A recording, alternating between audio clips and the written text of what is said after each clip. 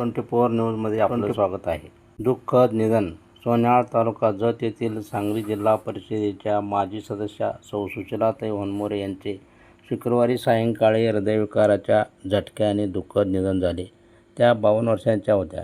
ही दुःखद बातमी समजताच जळगाव जिल्हा परिषद गटात खळबळ माजली. त्यांच्या आकस्मिक निधनाने सर्वांना आश्चर्याचा धक्का बसला. त्यांच्या राजकीय कारकिर्दीत अनेक गोरगरीब लोकांची कामे केली.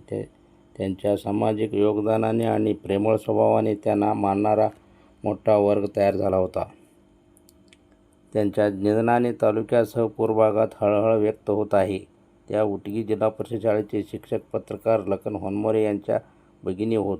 त्यांच्यावर शनिवारी सकाळी विवेकानंद फाटा सोन्याळ येथील मळ्यात दुःखमय वातावरणात अंत्यसंस्कार करण्यात आले. अंत्यदर्शनासाठी शेकडो नागरिक, राजकीय, वैद्यकीय, शैक्षणिक, सामाजिक क्षेत्रातील दिग्गज नेते उपस्थित होते.